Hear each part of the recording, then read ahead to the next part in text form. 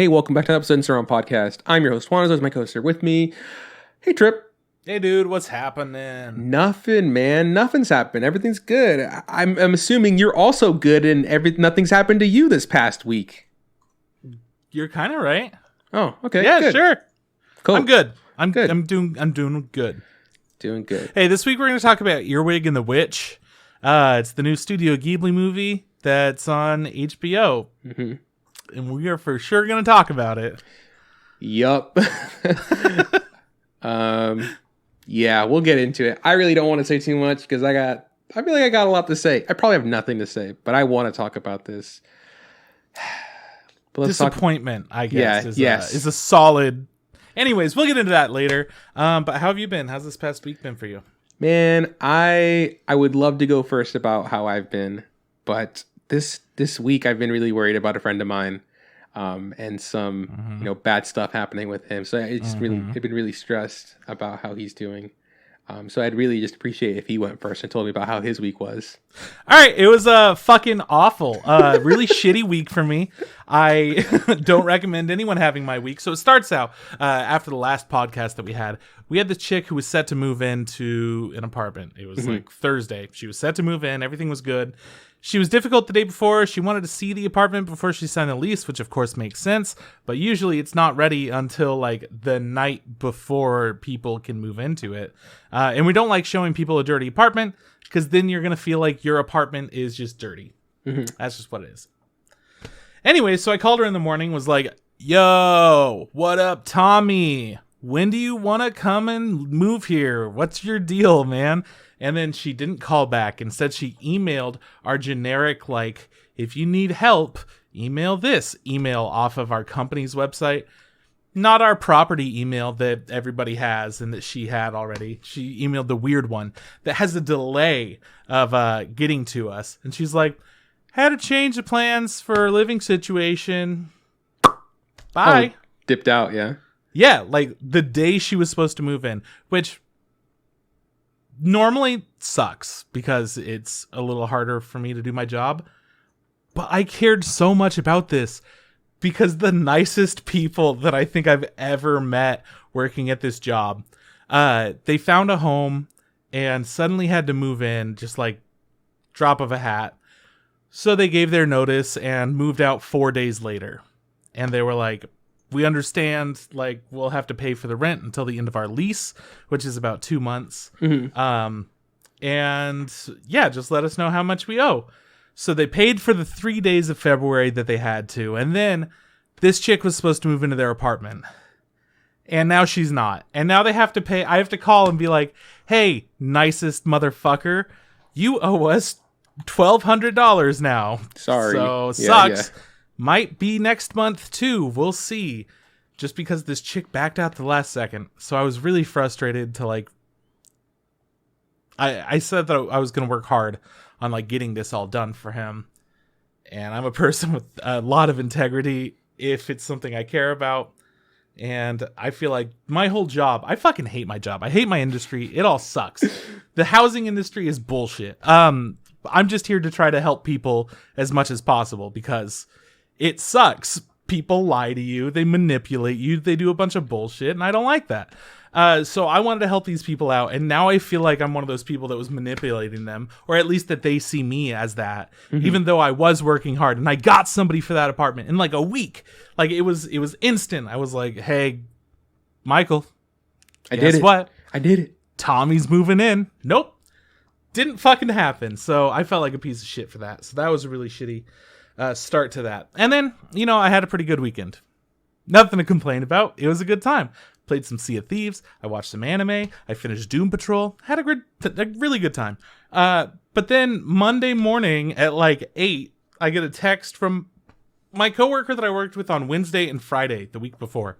And he's like, hey, I got test results back for a COVID test because I was planning on seeing some friends soon and just wanted to get an early test.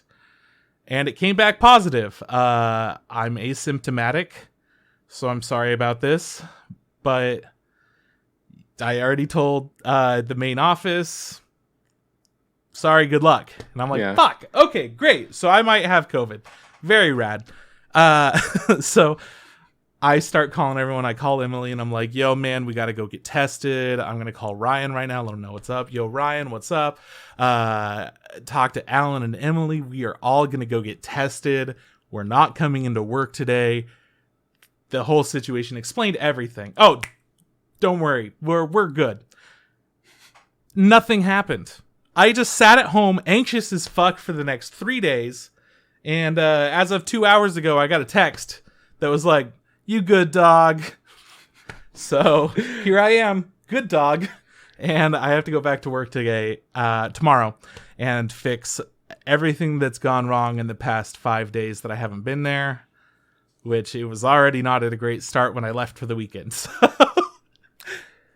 yeah, we're doing a Valentine's Day giveaway that we were going to shop for on Tuesday and like set everything up. And now it's like, cool. So we're going to do everything on Thursday. We're going to shop for it. We're going to put the baskets together, do like a giveaway on Friday morning.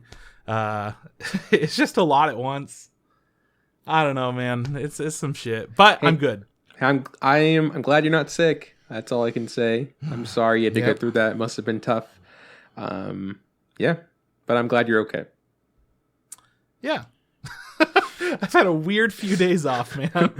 Not chill at all. Because at least like the whole time I'm thinking, am I sick? No, I just ate like 20 pounds of pizza the night before. Okay, I'm fine. And then I think, am I sick? I got a sniffy nose. And no, I'm just fucking whatever, dude. I don't know. Like, yeah. Everything that happens. Oh man, I've been staring at screens all day. Do I have a headache because of that? Or am I sick? Oh man, I'm kind of hot in here. Is it actually hot in here? Or do I have a fever? Like every single time. We're good. We did it. We did it, boys. I don't want to do that again. My company didn't have a policy set up. They don't know what to do. They left the offices open. They should have fucking closed them. I can't believe that they left them open.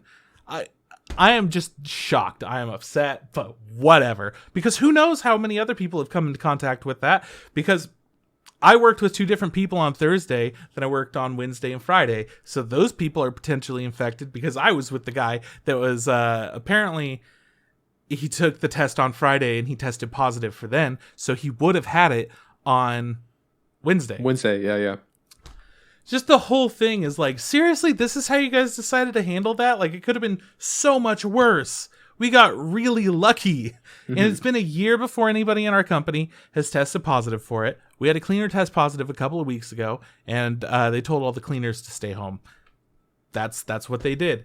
This time, it's in the office. And in the office, we come in contact with a lot more people. Yeah. And they were just like, just leave the offices open. We don't want to close them. I don't know. Just fucking not happy with parts of my job right now, which sucks. Sorry, dude. Yeah. Yeah. It's like a moral thing. So now I'm constantly... I already said that I didn't like this field of work that I'm in. I've already said that I was maybe thinking about getting another job. And now I'm just at this moral dilemma where the company doesn't even seem to care about their own employees. They don't care about the public. It's feeling less and less like worth it.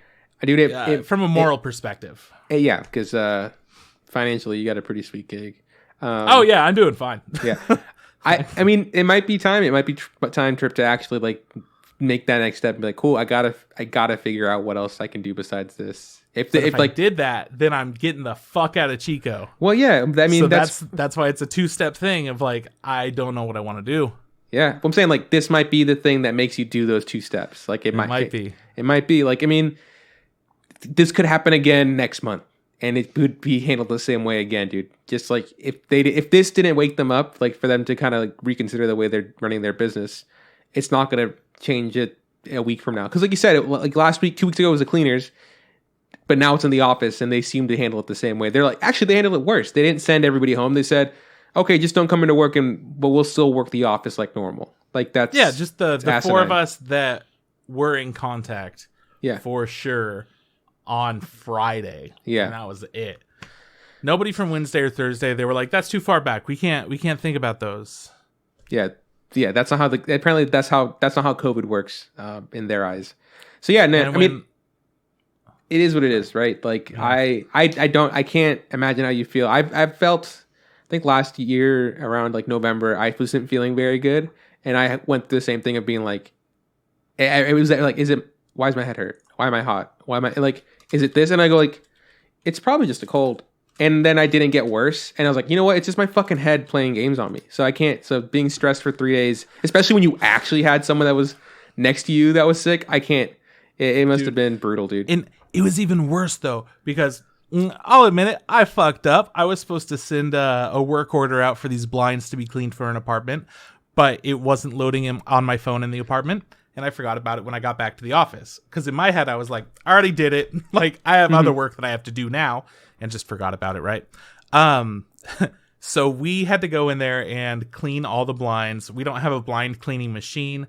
It had been a few years since they had last been cleaned. So they had a good caked on layer thanks to the sun baking on dust or whatever.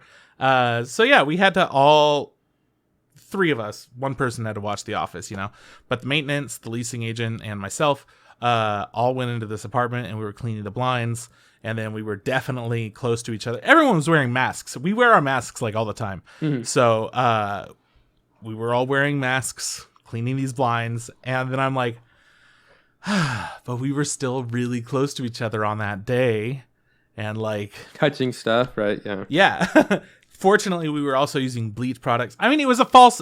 The thing is that set all this off, it was a false positive test that set this whole thing off. So we were probably fine anyways, but we found out that it was a false positive today when that same guy had got tested again because he was asymptomatic. So we got tested again, and then it came back negative this time. Jesus, dude, that sucks. Oh, yeah. Man. So we all got our results today. Everyone's alive. It's all good. But yeah, that's been the things that I guess you wanted me to bitch about. Yeah, I mean, not bitch, but, you know, say how you feel bitching. That's why I wanted you to go first. I was like, let's not start this off with me bitching, especially since our topic is going to be Earwig and the Witch. That's why I felt like we should go... that's why I was like, we should bitch first, talk about other stuff, and then bitch at the end, as opposed to... this and then just, you know, an hour and a half of bitching. Sure. I like it. I mean, I'm glad you're able to, you know, to speak your mind and stuff. It sucks, dude. I don't know what to tell you. Yeah. But I'm glad you're okay. Yeah, I'm very okay. Good. Just been playing Sea of Thieves nonstop. Pretty much that's it. That's it, yeah. Gotten very good at it. It's a lot of fun. Just being able to go out with... It's been Kyle and I playing because Kyle also doesn't have a job. So since it's the weekdays, we've been cruising around, goofing off. It's been a blast doing all different kinds of things in the game that I didn't know existed. Yeah, I guess I don't have much more to say about that. But I also played Grizz, a game that I had been wanting to play for a while. You probably recognize it from the Fall Guys skin.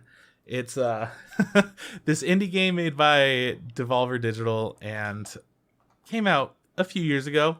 I don't know how long, maybe 2016, something like that. Maybe it was earlier. I had no idea what it was, but I had bought it when it was cheap a while ago, so I got into it. And it's just this really artsy, chill, side-scroller platformer puzzle game. And it's not very hard. I don't know if you can die. I don't think you could die.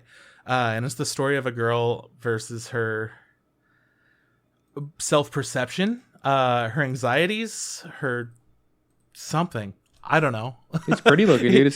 It is really pretty. It's a gorgeous game. But yeah, her emotions or thoughts manifest themselves in these different ways. And you're kind of escaping it until the end. And then you face it. Yeah, cool. That's it. Did you beat it, you said, or you started playing Yeah, it? It only took like 2.5 hours. Oh, it was like a really short, artsy thing. But I really liked it. It was super pretty. The soundtrack was really good. I'm very happy I played it. But it was just a short, sweet time. And then I remembered, oh yeah, I should probably get around to Ori and the Blind Forest so I could play Ori and the Will of the Wisps. Because I only hear people talk about its sequel while saying like, the first and second game go so well together. So I'm like, okay, I guess I need to finish the first game. Like, nobody says, oh, the second one's great. You don't need to play the first one. Just go into it. Never heard a single soul say that. So, been playing some Ori, not a lot, but enough to fully remember the controls and get a bunch of upgrades, like, really fast.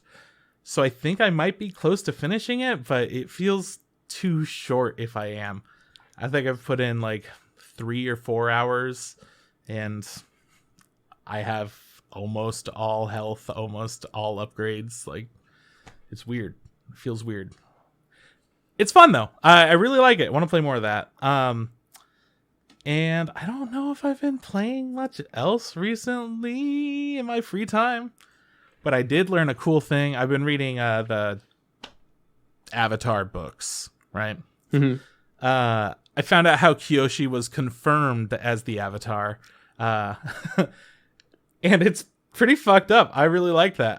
Essentially, her mentor takes her and her best friend, who is also possibly the Avatar. They don't know who it is yet. They've both shown signs of being the Avatar. Of course, we know who it is, but takes them both and is like, all right, we're going to go on this little adventure together. It'll be great. Let's go. And then they get somewhere and she's like, all right, so we're going to go to the spirit world. Or I don't remember. Yeah, whatever. They go to the spirit world. They meet a spirit who's like, yo, I'll drink your blood and tell you who's the Avatar. I fucking know the Avatar hella because of me being a spirit and avatars being spirit people. Mm-hmm. So he tries both their blood and is like, girl's the Avatar. And then he tries to eat everyone. He like essentially suppresses them because they're in the spirit world. So they don't have much control over their bodies. They've never been there before. They're teenagers. They're not old. And yeah, then her mentor saves her and her best friend just gets eaten and killed in the spirit world. And that's how she finds out she's the Avatar. So that was fun. It's pretty brutal. Yeah. Just like, goddamn. That would be the worst one, I think. Korra, you already knew. Aang, he panicked, but he was chill, you know. Did you know... Do you know off the top of your head if those books are written by the actual creators or is it just somebody else? It's written by different people, but it's also like it's like Nickelodeon stamp approved, you know? Okay, cool. Yeah. I believe that they did have some kind of involvement. Yeah, but I don't know how much there was. For the comics, there are a lot of different people that do the comics. For the written books, I believe it's just the same person who's done both. Yeah. That's like it's called like something of Kyoshi, right? Like Rise of Kyoshi. Yeah, I think I've heard of that. That's the one that I'm watching. Or reading, whatever. You could watch it. I mean, I'm sure it's not as visually stimulating if you don't read it. It's hard when we do this thing where we're talking about things that we constantly watch. Yeah. That's true. I'll say, oh, I watched this podcast a lot, and I go, fuck, I didn't watch it. Maybe read it. I also didn't read it. I listened to it. God damn it. Same thing. Whatever. Who cares? Yeah, same shit. Whenever people say watch podcast, I always assume that they're talking about a video. Yeah, the video right? version of it. Yeah. But whatever. And then finished Doom Patrol. Very good time. Really liked it. The second season ends somewhat abruptly. COVID. They didn't want to do it any injustice, so they were like, all right, let's just end it here, and then we're gonna do season 3. So they just started filming season 3 in January. That's cool. Yeah, I was really happy to know that there's gonna be a third season. Yeah, especially since you didn't know it existed or whatever, and you're like, oh, this is great. Exactly. I'm like, more people need to watch this, and I do think more people need to watch it, but it has a very specific style of humor that just constantly comes at you with every kind of humor, whether it's like a fun pun, whether it's a dirty joke or child humor or whatever the hell it is. It's got everything. It has like really good drama. The actors are phenomenal. Every part of it. I'm super into it. And I could not fucking help myself. I think it was in the last episode. Maybe it was the second to last. But I've talked about him before. He's a chaos wizard or magician or some shit like that. So he uses all these different kinds of, I guess, like, things. There's not really a way to put it. It's just knickknacks and whatnot. All different kinds of stuff in order to do spells and magic. And you never know what you're going to expect. We see a character open up a pack of Reese's Cups, and then he holds it up to his one cup up to his mouth, the other up to his ear, and he starts talking on the phone using the Reese's. And it caught me so off guard. I'm like, of course, this is gonna be a Chaos Magician episode. This is what's going on right now. Yeah, fantastic, really good time. And I'm going to say I probably haven't been up to much else. I have just been playing a lot of Sea of Thieves, been having a lot of fun with that. And vibing. Vibing hard. Just living, bro. Yeah, that's cool. Just living life. Let's see. What about you? Tell me about your week. This week's been good. I had, been working on my animation. Actually, for class this past week, our teacher gave a lecture, and then after lecture, he broke us all out into break rooms on Zoom, and he had like a mini mid semester update on like how we were doing, like a review kind of, which is nice. I've had other teachers in the past who do something like that, but it's not like by any means mandatory. I've had it be written, I've had it be in breakout rooms, and I've had teachers that just don't do it at all or whatever. So it's nice to kind of see where he thinks you're at in the class, because like we're halfway through the semester, and like what we need to improve on, or like what our strengths are, stuff like that. So that was cool. I think my what I took away from it, like after talking to him, was like that he thinks I'm in a good spot for the semester, that he likes the way I'm progressing, and obviously there's things I can do better, but he thinks that like if I need to keep pace, and I should be able to finish the semester and finish my shot in time, which is good, because last semester that my biggest thing was like falling behind and really rushing at the end. The thing that made me laugh was he said something, he was saying stuff, and then he says something like, he had to stop, and he goes, how do I say this? What I want to say is that I'm not worried about you. Like, you're not on my list. He goes like, I have like a shit list.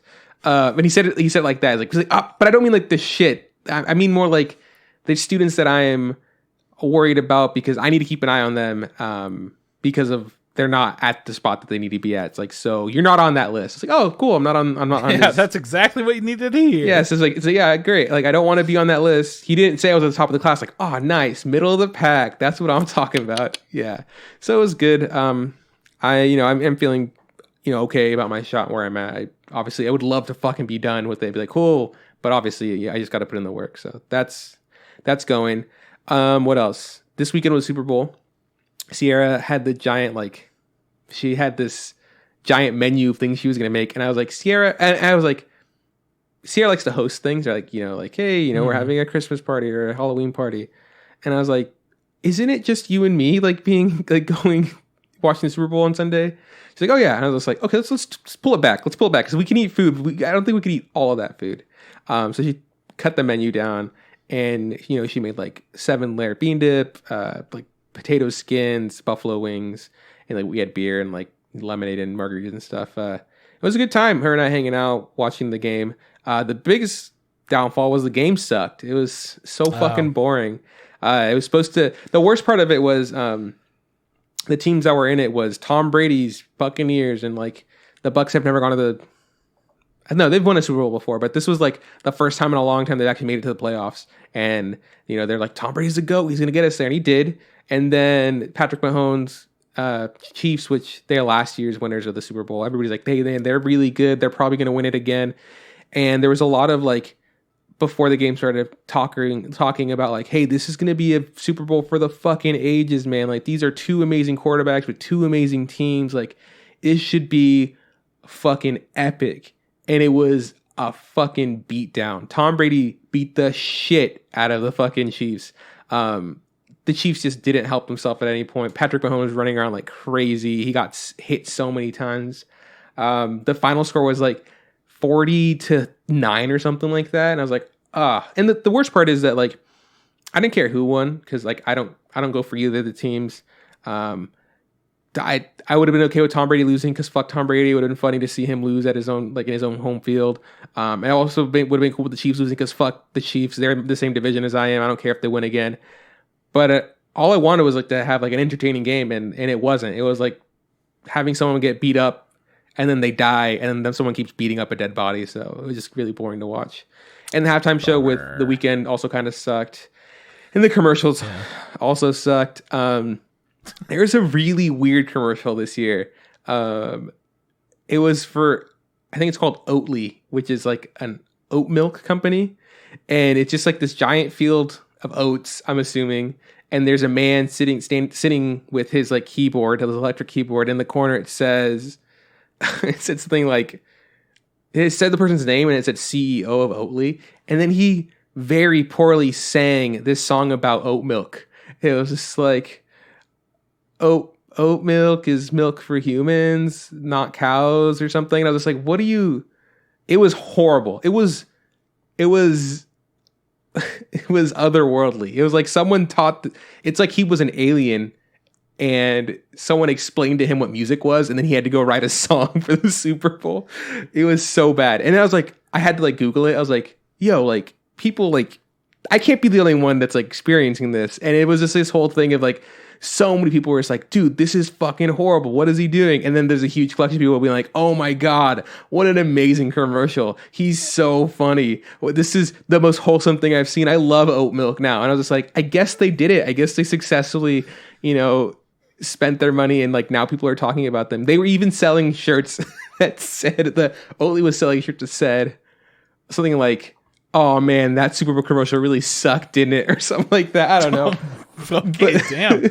And then like, and then right I think to the point. And I think Oatly like let out, I think their PR let out like a statement on Instagram being like, yeah, we know that, I don't know, I'm gonna say Jeff is his name. Like she's like, we know Jeff's not a great singer, but we thought it'd be great to share with the world what we hear like all the time or whatever. I was like, ah, damn, it was bad. I would recommend watching it when you get a chance.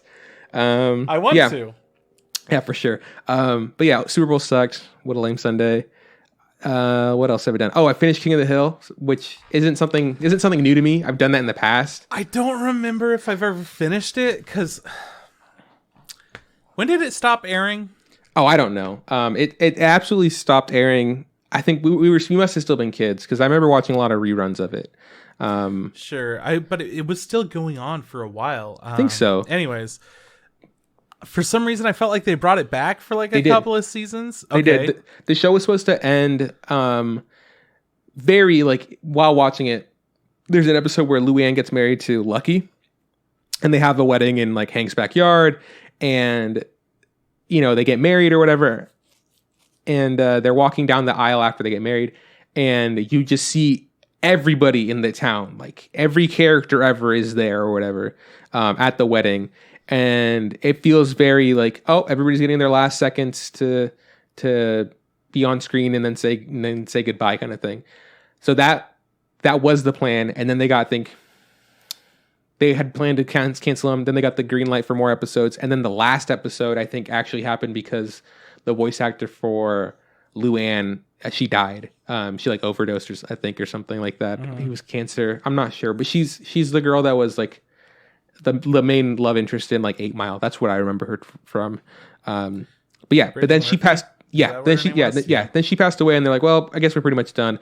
But for some reason, Hulu, because I was watching it on Hulu, has the last episodes out of order, and like I had noticed that where like there was episodes where Peggy was working at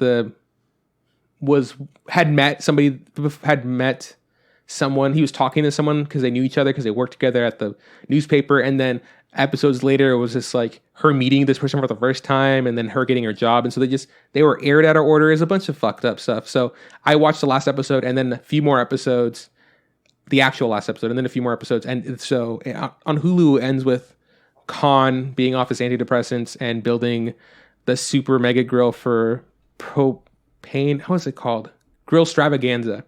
But the actual last episode, which is when I always thought it was so funny that it's the last episode, because I remember it very vividly, but it's Bobby joining the local Highland County's community college meat team, where they grade meat. So like they'll be like, yep, this is the best part of the ribeye, and I would say this is, stuff like that. And the episode ends with they go to state, he wins state, Hank's really proud of him, and then he had bought him like his own grill, so they were grilling both side by side, and then it's just shots of all the neighbors around, and they smell food, and they go, oh shit, the Hank's Hills are making food, let's go over. So then they all have a last barbecue, and that's the last episode, and I go, yeah man, feels right, feels good. I've always heard them say that like they have considered bringing King of the Hill back and stuff, and I don't know if it's like necessary. I feel like it would be different because the show was very of the time. It was, I don't know if it was, I don't want to say it's racist, but back then they were making statements or whatever. I don't know about King of the Hill was very like, hey, here are some like racial humor jokes, and then they go back and they go, no, fuck that, like that's not how you.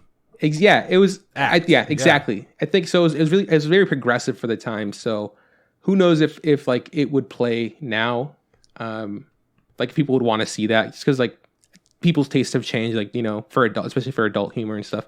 I still really like it. I feel it's very nostalgic for me. It was already kind of like a sleeper comedy, and then somehow it just kept going. Yeah, and it found its fan base in its reruns, I think. Yeah.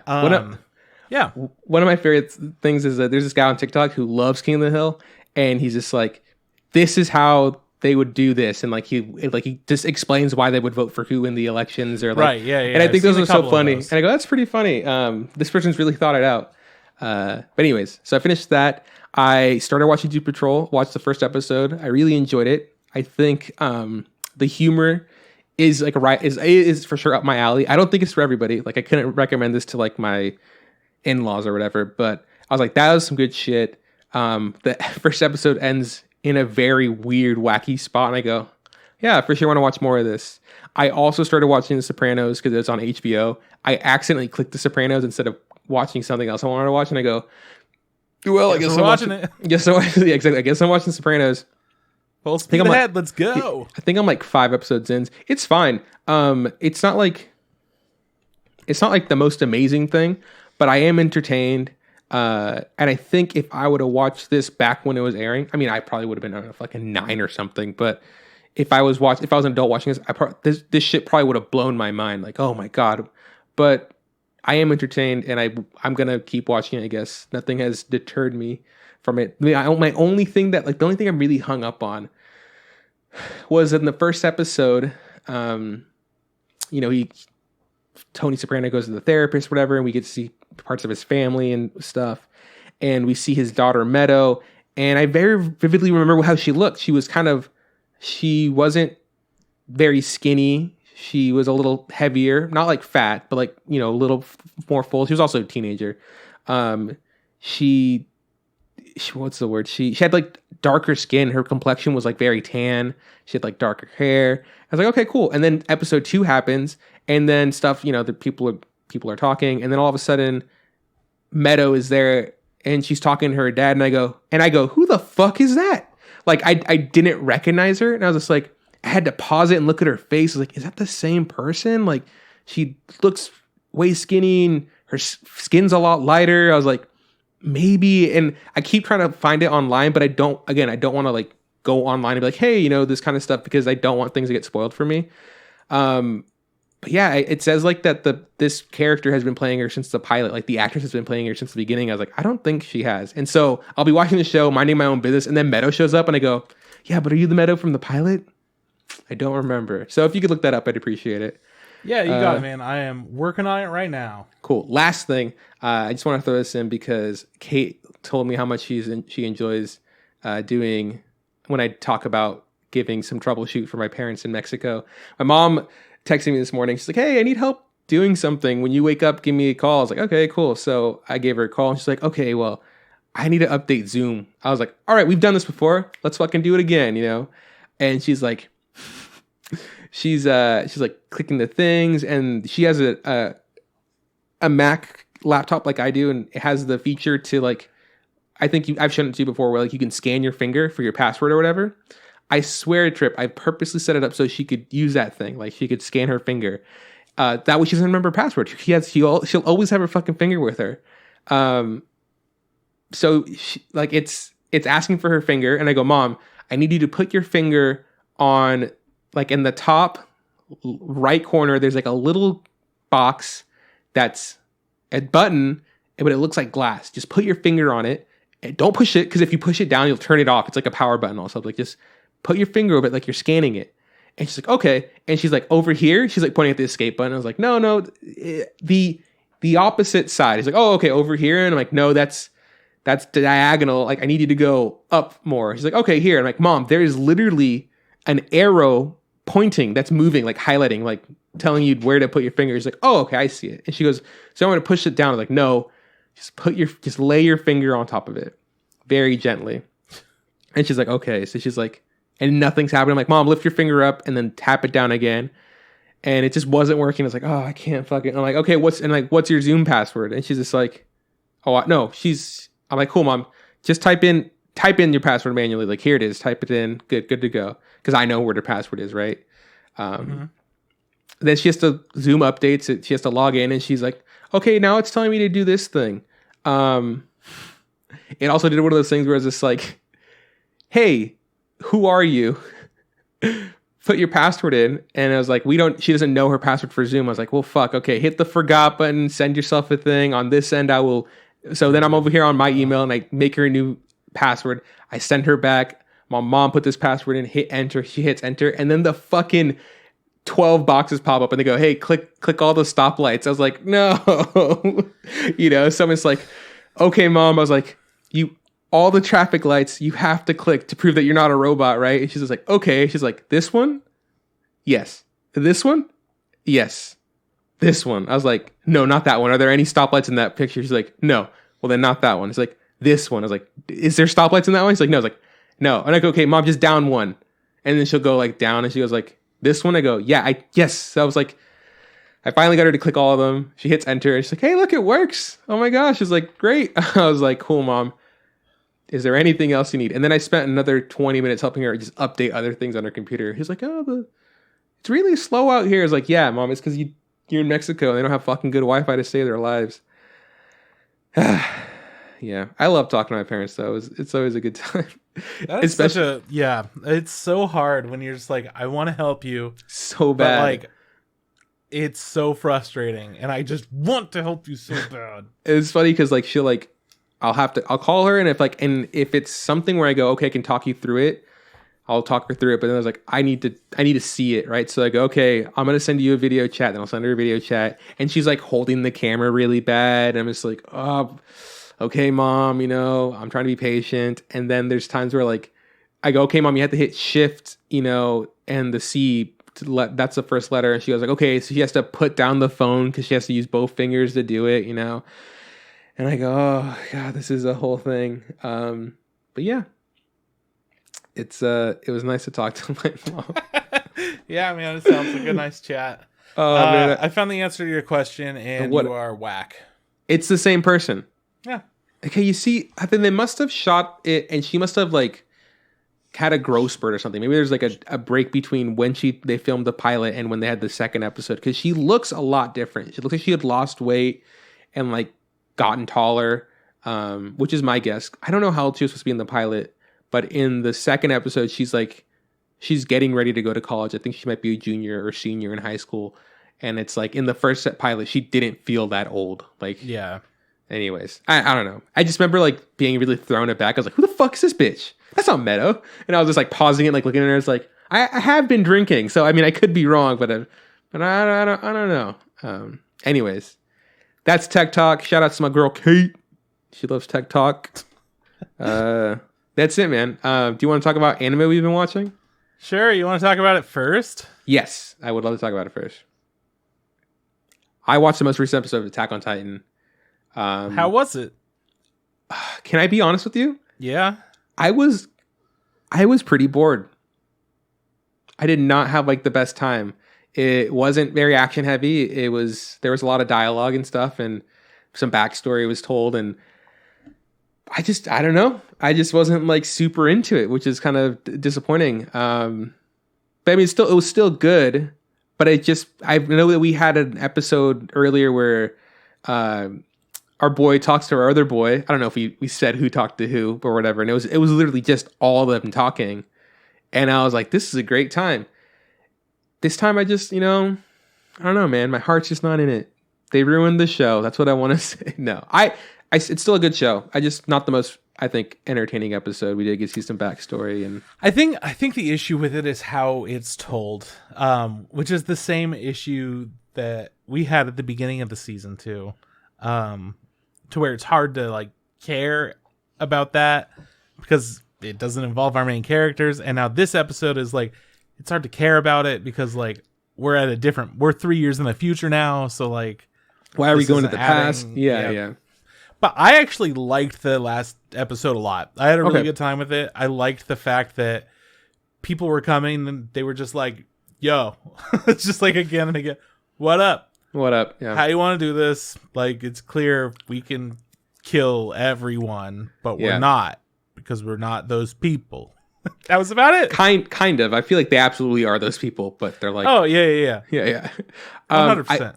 I will say one of my favorite things. This isn't spoilery or anything. One of my favorite things in this last episode was our boys, like our group of characters, our OG characters, eating seafood for the first time, and them being like fucking blown away. And I go, oh my god, that's so right. Besides them maybe having like lakes and stuff, they probably never had like crabs or lobster. They've maybe had fish and stuff like that because they are like landlocked or whatever. I was like, that's nuts to me. These fuckers never had shrimp tacos. These fuckers never had fish folds, bro. Oh, man. Sorry, dog. Yeah, so I was like, oh, I really like that. I like that little touch. And the character that was making it, I didn't really know who he was. And then, like, they really complimented his food. And I go, and he's like emotional about it. And I was just like, fuck this yeah, guy's man. a boy. This guy's a boy. Yeah, and then we see him later, and he's having an interaction with, like, other characters. And he's just like, hey, man, whenever you want, come down and grub. I got you. And I go, yeah, man, this guy's good. I like this guy. It is interesting to see the relationship that the people from, that are on the island now or whatever have with the people that were ambushing the island, because it's just like, well, I mean, you have like a hostage situation for a lot of people, and then for other people, it's like it's by choice. You understand, yeah, which is interesting because it's like they're like, hey, like it's either get with it or get lost. Essentially, like you're either gonna make the best of this or not. It's just so fucked. I feel like because a lot of those people are the same kind of people, right? They're all the same. Except for the guys that are from like the people who are like black or whatever, who are obviously from other countries or whatever. Which also we got confirmed this last episode. It was like, hey, why do you look like that? And they were well, just the way I look. Oh, cool. Yeah. No, it was just like, that's just how God decided to make me. And they're like, God? And like, have you heard about our Lord and Savior Jesus Christ? I was like, oh no, what's happening? But no, it was so great because we had just talked about how like in that universe, there's pretty much just like German people, and it's super uncommon to see Asian people. An Asian person, Mikasa, Mikasa is like very uncommonly like Oriental. No, her style is just so different than the rest of the... she stands out. No, and it was funny because we were like saying, like, I was saying, like, I don't think I've seen a black person in the show before. And then we're like, yeah, I don't think we have, and we didn't really like put two and two together, but it makes sense for them not to be there because that's not the type of people who are being sent to this island. But anyways, seeing all of them interact, I thought was interesting, especially for like the hate that some people are getting. And I go, fuck, dude, like, it just never ends, man. Like, it's like you get shit on in one country, right? And then you go to an island, get shit on that island. Like it's like just constantly. It makes me. It's like it's an absolute feels bad. It's just like, God, man. Like, fuck. That's kind of how the world is, man. Yeah. Anyways, even though I was bored, I'm still really excited for the show and I'm excited to see what happens next. How'd you feel about the end reveal? You're not even going to talk about that part of it? Was it seeing the crystal chick or whatever? Was that the ending? The crystal chick, yeah. Yeah, I don't want to spoil anything. That's a spoiler! But we saw the girl who's in a crystal and no one has seen her since season 2 chick. I don't know. I'm actually kind of surprised. We had mentioned earlier that we don't know. We haven't seen this person in so long, and I guess we saw Aaron do some pretty fucked up shit with the Jaw Titan to, break something that we thought was once unbreakable. And we're like, well, maybe maybe it just happened within this 3 years and we don't know or anything, right? Well, and this last episode also had the like, oh yeah, you used that thing that one time, and they show him fucking like punching. Yeah. Remember? Okay, I don't want to sure, go into it. Yeah, no, absolutely. Well, yeah, it's that thing has always thrown me for a loop because it was, Aaron very briefly doing something, and then never doing it ever again, kind of thing, right? And if you don't really think about it, like it really goes by the wayside. And then when someone else brings it up, you go like, yeah, what the fuck is up with that kind of thing, right? So obviously they're posing it to come back again.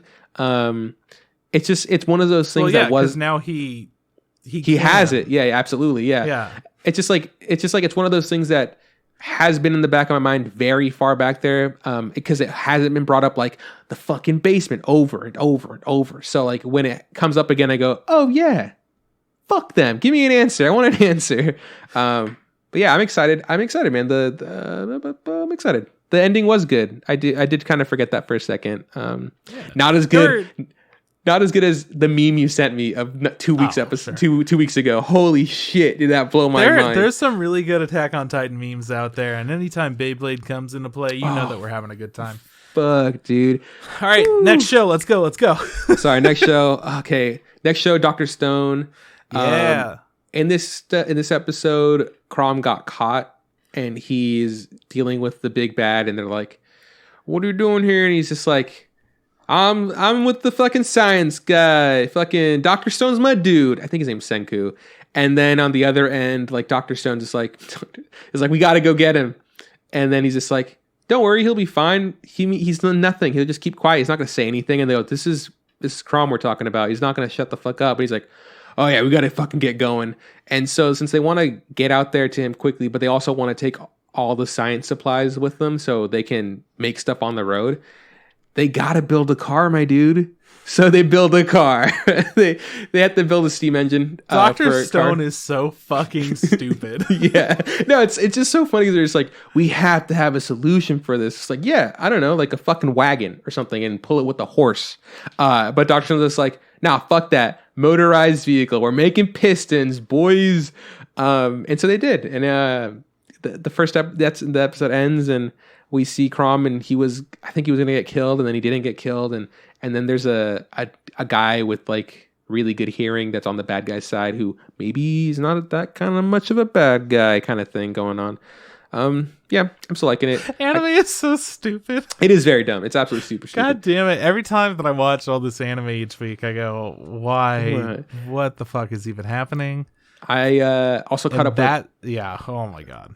I caught up with Horimiya.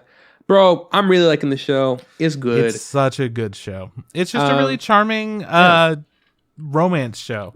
Absolutely. And it's like that. It's also got a good cast of like school characters. Like I care about the other guys. There's the purple haired boy. He got his shit rocked by our boy. And I was just like, felt a little bad, but I love this. It's like, it's really funny because it really did subvert like my expectations. I was like, oh man, like they got in a fight. That sucks that he got beat up. And then to see that our main character actually beat the shit out of him and he feels bad about beating him up, especially when he's getting his shit rocked and then he has to tell him to stop. He's just like, what are you doing? Like, please stop. He's like, no, you're right. I'm sorry. I took it too far. That was, I think, 2 episodes ago. And this very last episode, we meet the girl's dad for a second, who I think that they must have some interesting relationship where because she calls him by his first name. He doesn't also look that old. I was really confused. I was like, he must be like a friend or something. I was like, oh, is this a brother? I guess I thought it was the dad. Maybe it's just a really older brother. Nope, it's definitely the dad. It's dad. I thought it was an older sibling or like an older childhood friend or something. But because this is the way he looked, his design or everything. And then when they started talking, he's like, this is the dad. I was like, holy shit. He looks like he's as old as they are. And that led to a really nice moment where I think an episode before that, our main character had confessed his feelings. He said, hey, I love you, while she was like sick with the fever or whatever. And he knew she was awake and she didn't know if he knew that she was awake. So it was like a whole like cat and mouse. And I was like, and I was like in my head like, yes, this is very anime. They're never gonna say anything about it. They're gonna like fucking keep saying secret like little I love yous and like never not mean anything. But then this last episode that got brought up and they're like, hey, are you guys dating? And they're like both waiting. I'm like, well, it was already a full on conversation of like, I fucking know you were awake, bro. Just you know, I just have to like know that you heard it. Yeah, and but I know you were like, awake. I was like, yeah, fucking was. Yeah, it was like, yeah, but whatever.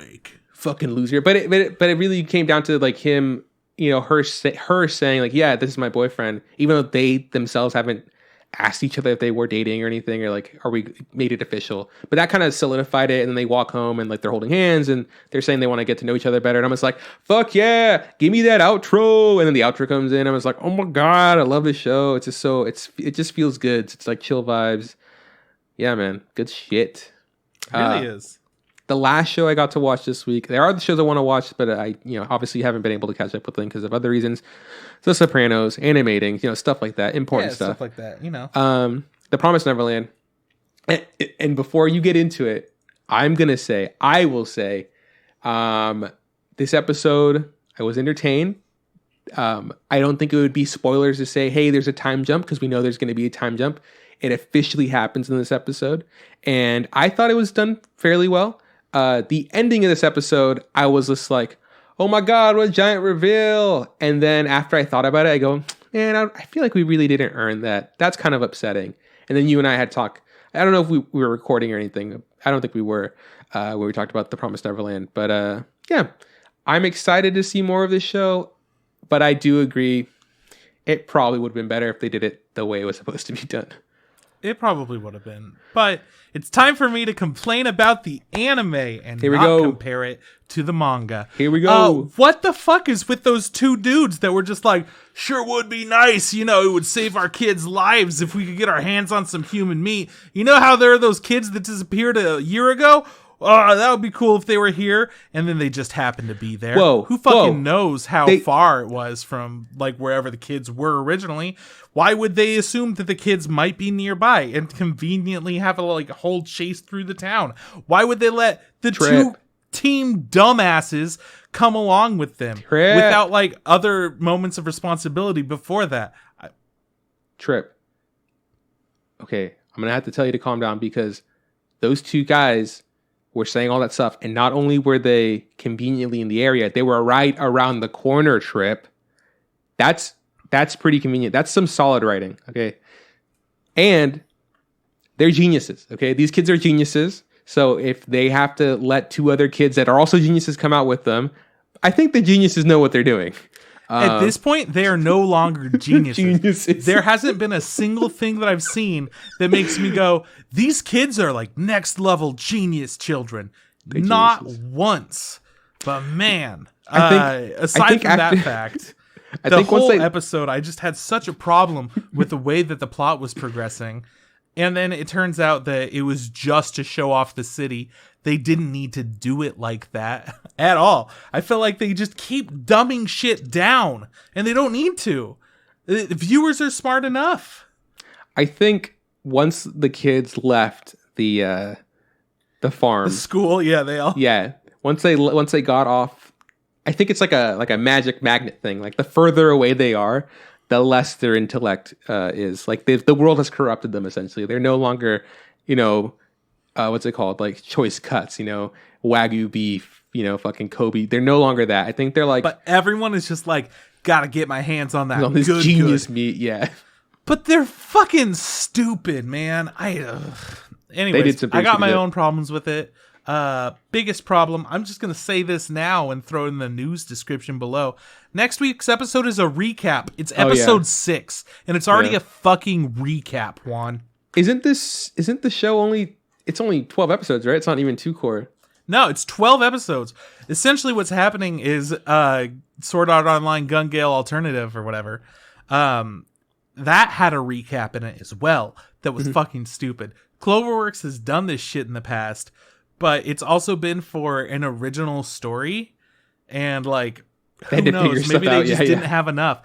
And because they decided to go original with this Promised Neverland shit, I don't know, man. Maybe they just like couldn't plan it out well enough, and then they were just like, we need to throw in a recap episode. I don't know. But it really, really concerns me, it more than it already has, that they have a recap episode, and I'm hoping that they're able to like pull it together and make the show cool and interesting to me again. Otherwise, I am for sure just stopping after this season. I'm not. It doesn't matter how bad this show gets. I'm going to keep watching it because why not? I do think it is funny that they do have to have a recap. You could say, I mean, for a lot of reasons, right? The studio could be dealing with COVID issues. Someone could have gotten sick. Like, they don't have enough in-betweeners or whatever. It does suck to have a recap, especially since it is fairly early on. I had mentioned earlier that my theory as to why the anime seems to be so bad and just not as good as the manga, because it's not just you. For people who like maybe are upset with Trip complaining, there's a lot of people complaining. Like the internet is fucking up in arms. They're like, all they do is complain about this. Mostly people who have read the manga. Exactly. But it's also other people that have watched the show that are upset about it. Yeah. So it's fair. But well, my theory is, because you and I know that the actual creator of the manga isn't writing it, but he's helping with the anime, to make it better or whatever, in quotes. Especially because apparently, and I don't know this because I haven't read it and you haven't read it yet, but apparently the ending of the manga wasn't received all that well. And so maybe people were thinking, okay, cool, this will be his chance to like redeem it and like really fix all the issues. But my theory is that he has decided, he's agreed to work on this to make sure it is absolutely ass. Like, make sure it's fucking horrible. So when it's done, people will be like, oh no, what a bad anime. And he goes, that's fucking right. The manga's ending was perfectly fine, and you guys were fucking greedy, so I ruined your fucking anime. Go fuck yourself. That would be the hugest power play, I feel like, to destroy your own property just because people were like ungrateful of what you gave them. That's my theory. I really liked The Rising of the Shield Hero personally, but halfway through it, it really just kind of, because it's not over. Season 2 is going to come out whenever. Mm-hmm. But halfway through the first season, it felt like it was kind of changing tone, and it was slowing down and doing different stuff, and people were kind of uncertain. Later on, I feel like it did stuff that people enjoyed the show for. And I'm hoping The Promised Neverland does that. I'm hoping that it's made me uncertain and then it brings me back in. But right now, I'm just sitting at like halfway through the first season of that time I got reincarnated as a slime. That's where I'm at, where little fucking demon girl wearing nothing shows up and is like, I'm 5, but I'm actually 5,000, so it's okay if I'm naked. Mm-hmm. And then you go, oh, I don't feel good about this show anymore. That's how I feel about The Promised Neverland right now. Mm-hmm. But I'm hoping to feel very Shield Hero about it. Yeah, I think that's, my only hope is that it gets better. I agree. When I watched Shield Hero, I was like, I'm in it. And then halfway through, I was like, fuck this show. This show sucks. And then at the end, I was like, bro, I'm in it. They absolutely, brought it around. Maybe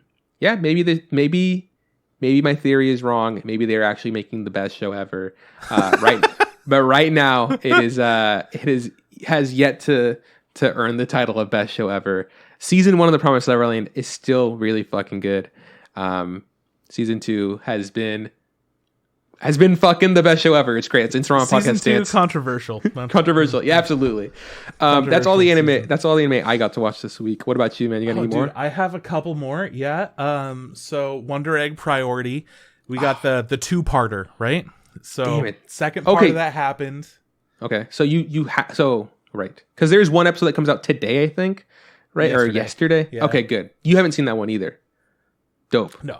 We're at the same, you and I, same spot. Oh, okay, cool. Yeah, so we got the end of our 2-parter. Mm-hmm. And there was like 3 minutes of just perfection for like a fight sequence kind of thing. They had 2 fights going on. Mm-hmm. They were beautiful. The story behind like each one sad in different ways. And yeah, I am so interested in this new character. I love whatever's going on with her. I don't know.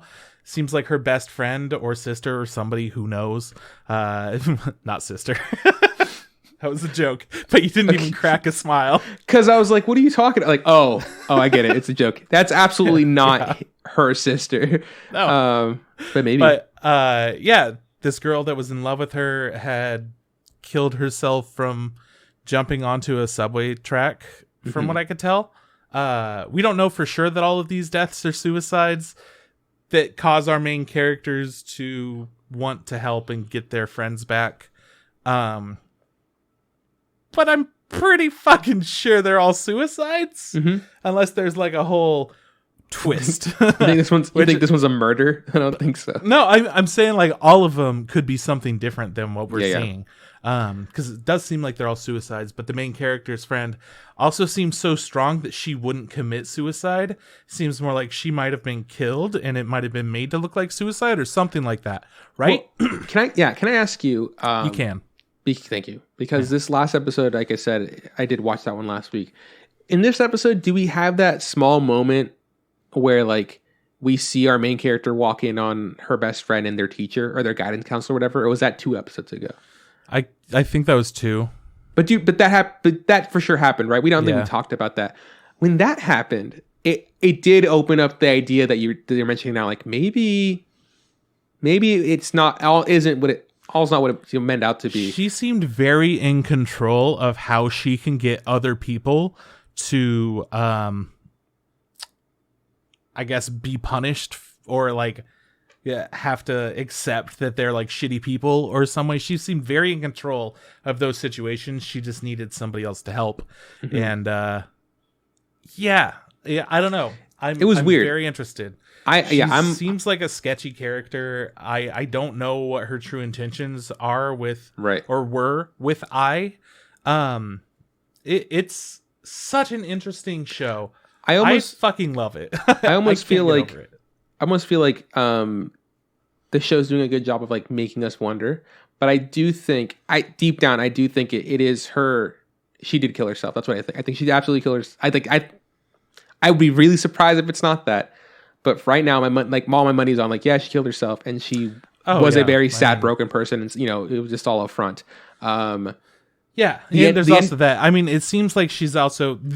Of course, there are 2 different ways to put it, but it seems like she's gotten to that point where she just doesn't care anymore. It doesn't matter because everything sucks anyways. So if it's worse, like it doesn't fucking matter. She's not gonna feel anything. She's done feeling like she could always just kill herself. Is kind of like the thought process of somebody who has those feelings. Those intentions. Very, very dark show. But it's trying to like be bright and kind of like show you that there can be help. Open about it. Yeah, exactly. I think I don't know if this is part of your news, but there was an issue with this most recent episode about a couple of things that characters said about suicide. I don't know if you saw this. No, well, I'm assuming I know what you're talking about. Yeah, it's about I think it was done on purpose. I'm sitting there, I'm like, whoa, that's rather problematic that they just said that men kill themselves for this reason, or women kill themselves for that reason. What the fuck? Yeah, and exactly. Then I was like, oh, hang on, these are faceless mannequin people that we don't know anything about. But it's also like, it's very out of pocket is what it is. It's very like almost unwarranted, because like I was watching the show having a great time, and then that statement is said, like essentially they said like men's suicide is goal oriented and women is like emotional thing, and I was just like, the fuck, right? Like time out. Like that's a very blanketed statement. And I think the creator came out because like a lot of people called him out like, yo, why would that be said? And I think his 2 cents about it was like, hey, we had a moment where like one of the characters was going to say something about that, kind of like make it clear as to like what her thoughts were to kind of wash that away. It's like, but when we were doing it, we took it out or we didn't put it in or whatever, because we thought that the way she was like physically acting and the way she looked like spoke enough for her not to say the actual words or whatever. I was like, okay, cool. I mean, I don't know if that feels like a cop out. Like if it's like, well, we intended to make it to do this, but we thought it was holding its weight by itself when it's acting. It's like, I don't know. It did take me a little back when I heard that, but I was just like, you know what? Okay, that is wild to say, but other people also caught it. That last episode, get like I think like I said like I think last week like hey the gang's all together I guess we got the last member of the group and she got a beautiful neck. It's like the thing I took away from the most from it is like yo look at how beautiful her neck is. I was like yo man her neck is beautiful. And then the fucking the cute Chan chick was just like look at my neck it's beautiful right and they're like nah bitch your neck's ugly short ass ugly ass neck over there. And I was like yeah fuck her and they're all like laughing at her short ugly neck. I was like yeah dude that's what's up. It's still a great show. That's like probably the show that I look forward to most. Easily, dude. It's so good. I absolutely intended to watch the most recent episode. I think it must have been early yesterday because I had some time and I went to look and I was like, oh, it's not up yet. And then I must have forgot today. So at least next week, you and I will be, again, we should be on the same page. Unless one of us I'll always gets be ahead. like one episode behind because I watch shit on like Saturdays and Sundays usually. Yeah, and this shit airs Tuesday, which is a little strange, but whatever. What else you watch? Jobless Reincarnation. Okay.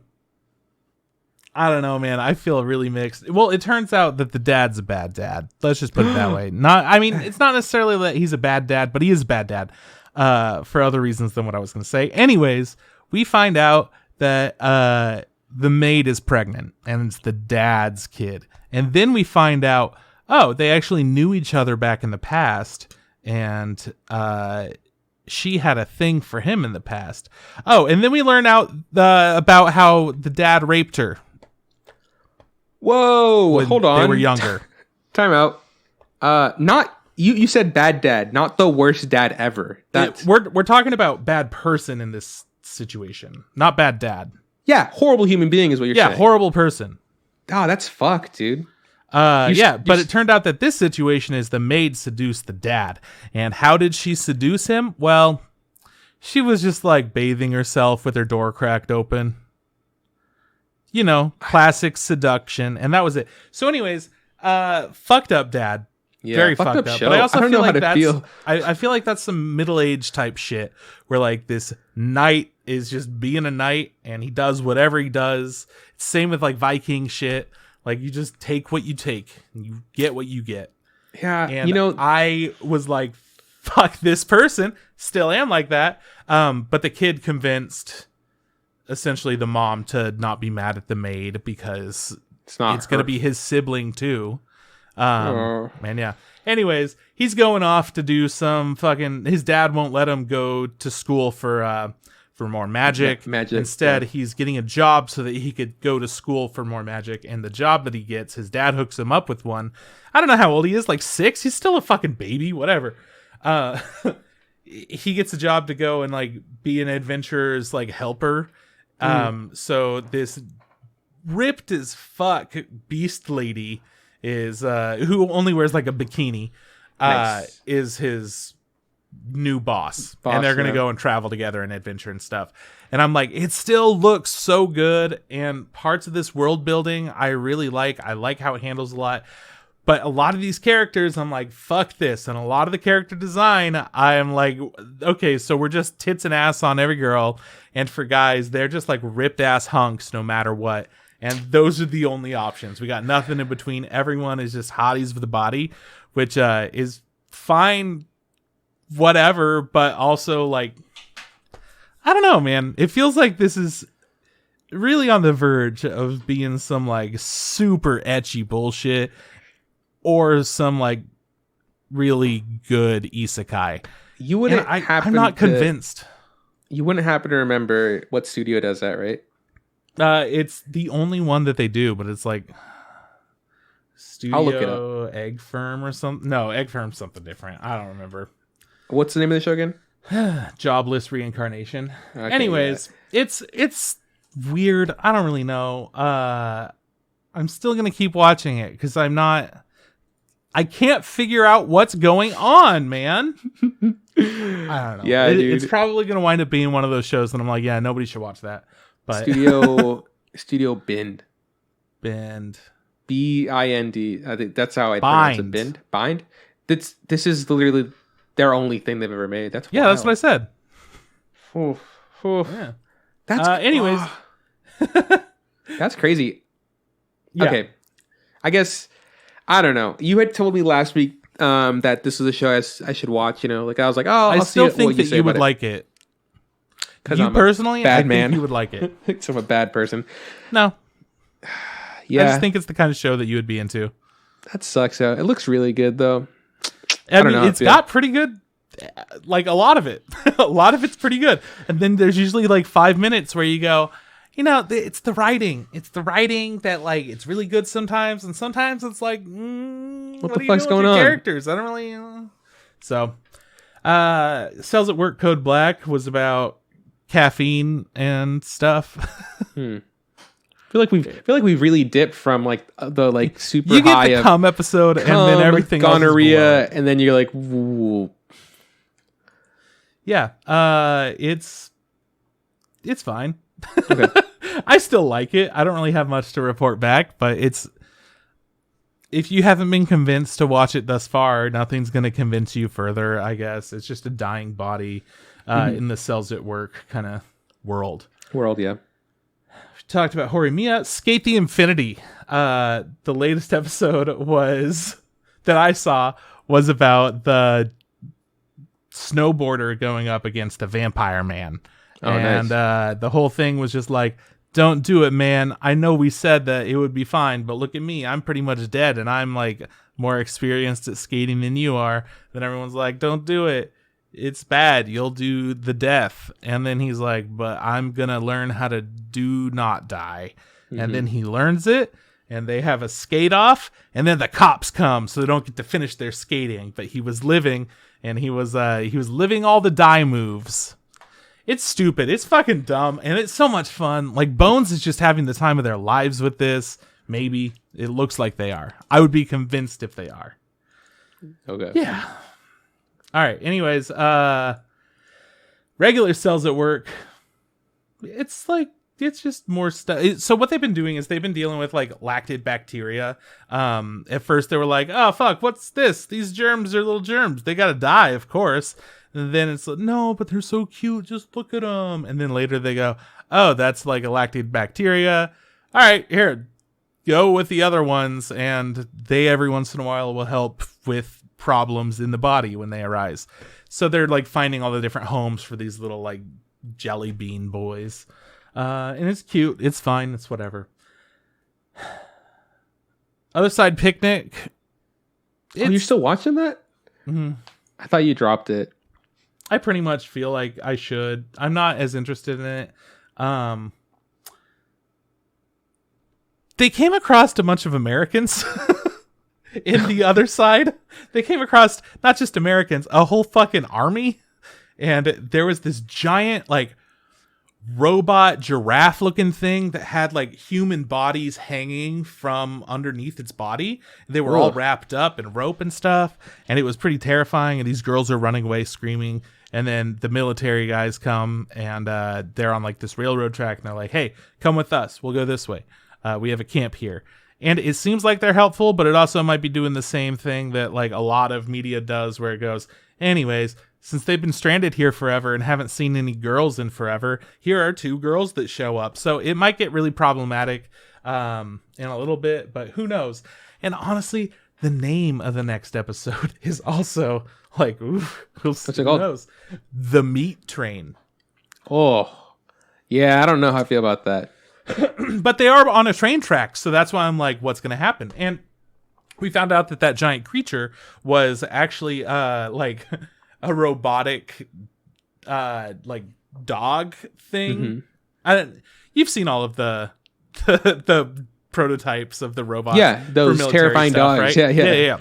That people just keep kicking. Yeah, those dogs. I hate those. So it was one of those robots, and when they went to the other side, it turned into that giant thing, and they had a few people had died for one reason or another. I don't remember. And it had their bodies on it when they went to the other side after those people were already dead. Yeah, anyways, it's an interesting kind of world and concept, but I don't really know how to feel about the characters or story overall. Those are the most lackluster parts, but it's really intriguing. There's some super cool stuff that it's not really visiting too often. And I think it's trying to do it's trying to do something different in a way that I'm not sure who's going to get the most out of it. I don't know if it's going to be like a I can't believe we pulled it off at the studio kind of thing, or if it's going to be more of a like okay, we did what we were trying to do and we nailed it, you know? Does that make sense? I mean, kind of. It seems like they don't know what's going on. You know what I'm saying? Like in a way. And it seems like if they don't know what's going on, how the fuck are we supposed to know what's going on? The plot of the show is to find the blonde girl's friend. Right. But what's the other girl's thing? Like to help her. That's it. And this world just exists. She's kind of listless. But she's got 2 different colored eyes. You know she's up to something. Yeah, she got 2 different colored eyes because she got cursed in the first episode. That's what that was? Yeah, they were on the other side. One of them lost her hand. The other one, her eye changed. Huh. You have to stare at the thing in order to like keep it from hurting you, but staring at it hurts you. And her eyes weren't different colors before that? You're thinking of Wonder Egg Priority, where that character has heterochromia. Green eyes. Oh, okay. Yeah, and then this one was another one, but it was part of the story. Okay. You're right. Aside from... It's also part of the story because it's a part of her character in Wonder Egg Priority. It's also part of the story, yeah. But anyway. I don't know, dude. I don't know. I thought you had dropped it, so I was like, oh, I just written it off. But hey, man, if you're still on it, so... I don't know. I mean, I might as well see it out. We're halfway through. That's how I feel about Promised Neverland, man. Like, at that point, I'd be like, yo, I'm already 2 seasons in. I might as well just watch the next season that comes after this. Who fucking knows how long it's going to be? Oh, my God. It feels like it's going to end after this season. They're doing a recap halfway. It really does feel like it's about to end. It's so strange. It's so weird. Yeah. They're just like, what up? Here are all the characters that you know and love. And then here's some of this. And it's over. Have a good day. Buy our pachinko machine. Yeah. What else? Was that the last one you had to talk about? Or did you watch any more? It's all the anime that exists, my guy. That's a lot of animes, my guy. Let's do the news. Okay, sure. So first piece of news we already talked about. It's the Promised Neverland recap episode, which is going to be episode 6, and they're calling it a special episode. It's not actually episode 6. But like, what the fuck does that mean? Who gives a shit? Like, they had to come out and be like, I'm so sorry, we wrote that wrong. It's a special recap episode. It is not episode 6, which I guess means that like it might be 13 episodes instead of 12 this season. Right. I don't know. Whatever. And then Crunchyroll is going to start streaming Cells at Work Season 2 and Cells at Work Code Black. I saw that. I instantly shared it on like my on the Facebook thing, and I was like, I was gonna write something, and I was like, you know what? It's not even worth it, because fucking Funimation has everything, and then finally they're just like, all right, Cells at Work. Oh, all right, Crunchyroll, I guess you can have something else. So good for Crunchyroll for acquiring 2 more things that maybe we can watch there. But I don't know, man. You guys, the ball just feels like it's been dropped, and then they kicked it. Like, that's what happened. They dropped it and they kicked it. Yeah. And now it's rolling down the hill, and like the person's like stumbling to go get it. Good. I guess watch Cells at Work Black and Cells at Work on Crunchyroll if you don't have Funimation. If you don't have Funimation, get Funimation, because there's a lot of good shows on Funimation this season. All right, last piece of news, because there's not much. Mm-hmm. Crunchyroll has completed the subtitled version of Yu-Gi-Oh! It's done. Whoa. You know what? I might have to get Crunchyroll just for that, because I've watched Yu-Gi-Oh! The American version, but I know that they censor it a lot. Like, they take out guns. It's like a different show. Yeah, absolutely. So I might have to dabble in on a little bit of that, you know? 224 episodes. Have fun. Easy. Fucking easy. Clean. I'm going to fucking nail it, dude. Just you watch. You got this. I believe in you. Fuck watching. I know I could watch Eureka 7 like I promised I would, but how about How about I watch all 200 episodes of Yu-Gi that's been fucking subbed by Crunchyroll? Hey, dude, you got this. All right. Cool stuff, man.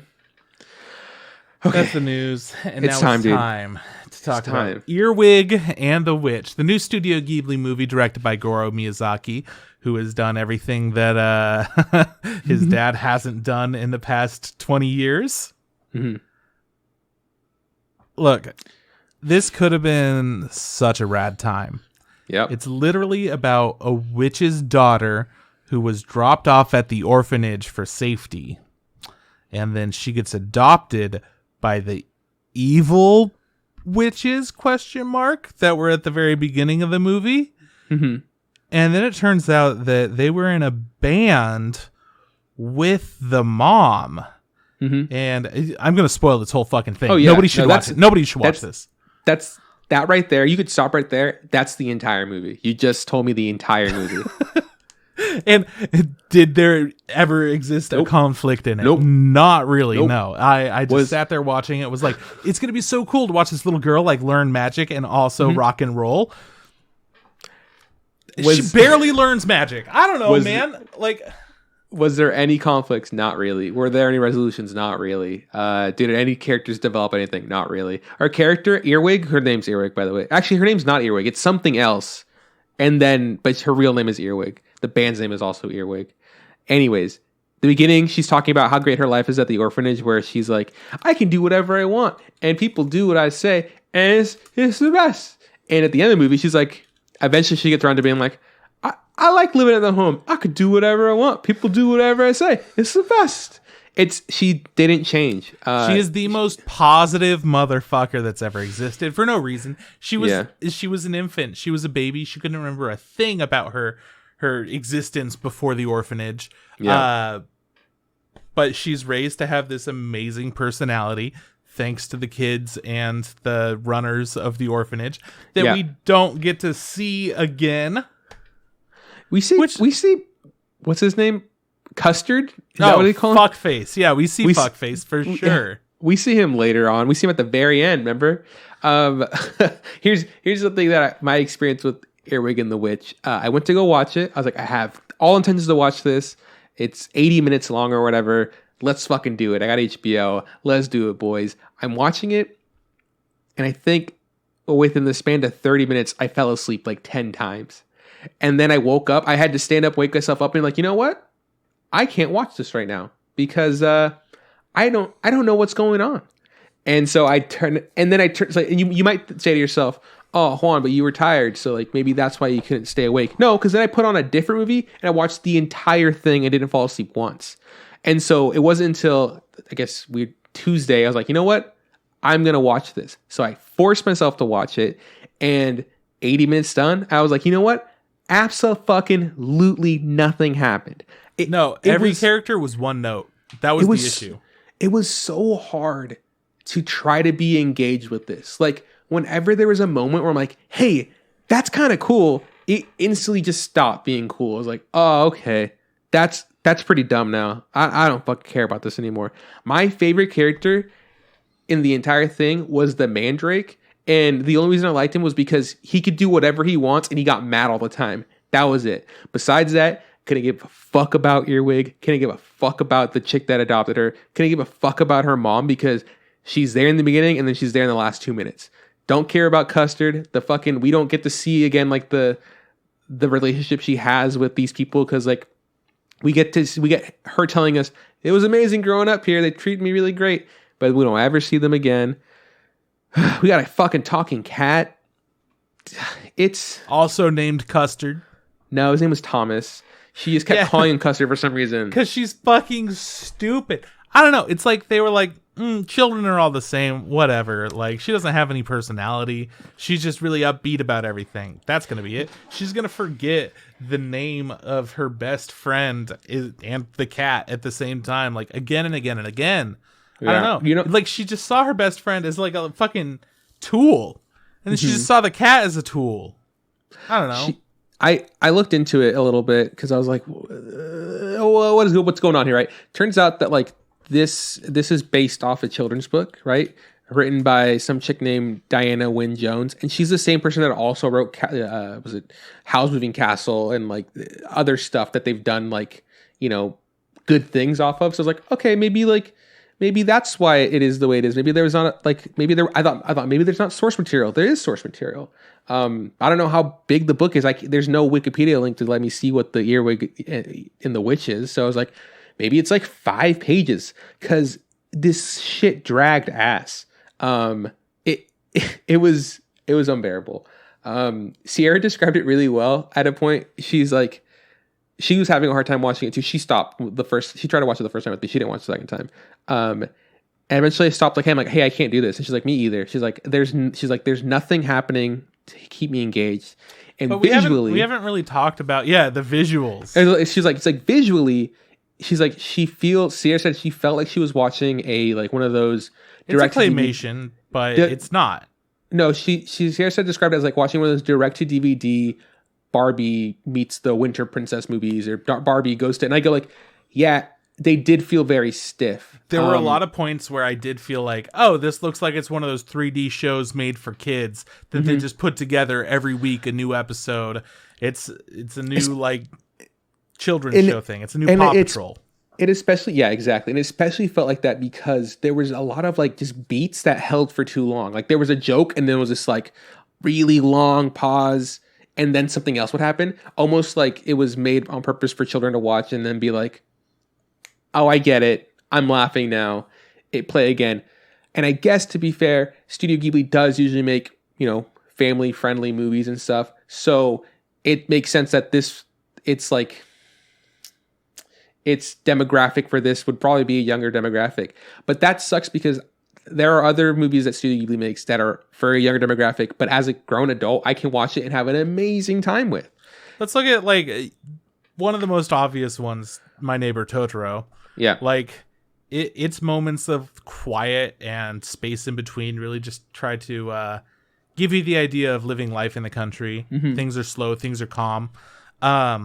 This movie, while it did have a lot of those quiet moments, they felt entirely unnecessary for the direction of this movie, for the tone, for everything that they were trying to do.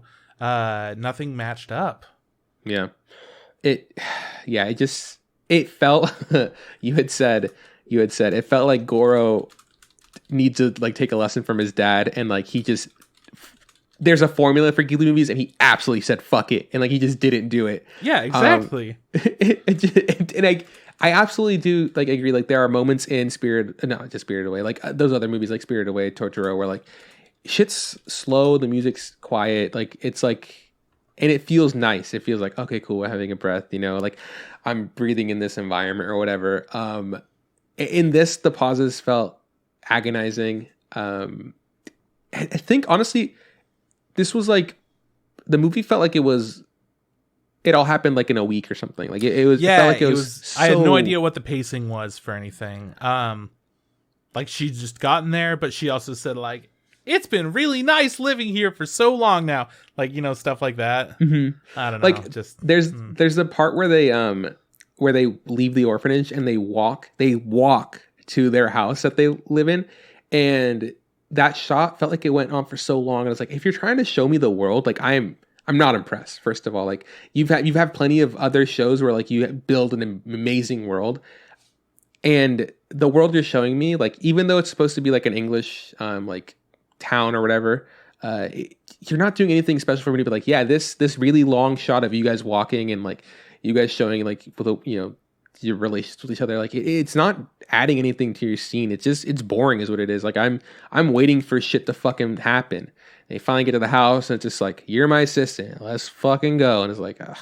So the actual plot of the movie was just that this girl was adopted because by random chance, by the way. They pretty much didn't confirm it. They were just is this girl fine? And then the mandrake goes, yeah. Yeah. She's yeah, she'll do. The witch wants an extra pair of hands to help doing her witch stuff, which I'm assuming she makes ointments and the best part of the movie for the farmer's market. They did show what some of her spells and stuff were, and it was just how to be interesting at a party spell, stuff like true. That. It was just very mundane things of yeah, get all green lights while driving through traffic, the most basic you're shit. Right. And I really liked that, and we didn't get to see any of it. It was just here's a really funny concept, and I was oh, we're gonna do some cool regular people life interaction magic. Right. Nope. We just did one fucking spell, and it was to transport worms. I like that the mandrake in the movie because he was very it's time to eat, making my food. And then they would fuck up the food, and he just like send his demons off to get his favorite meal. And then he'd be like, don't bother me. I helped you get the kid. Now let me do my thing. And he's just like locked in his room. He's writing a novel or whatever. I'd like to think he's writing like a children's novel, like a young adult novel, like a Hunger Games or like Divergent series. And he plays music because he was in the band. And I was like, this guy got levels to him, and I feel like we're not really using him enough. We didn't utilize any of the things that the characters were interested in at all. Not a single character. They were like, this guy used to love music, now he loves writing. We'll never get to see him do either of those. This chick apparently has like a really cool book of spells. We never get to see her do any of those. She's a killer drummer, apparently. And you know what really sucks is that at the very end, there's just a switch that happens. Like, it's an instant switch. The mandrake gets mad at the witch because she has worms in her rooms, and then it's just like, did you have anything to do with this? And he's just like, yeah, my bad. And then he's just like, she's like, schmoozes him and goes like, hey, are you a writer? I could help you with your writing. You like music? I like your music.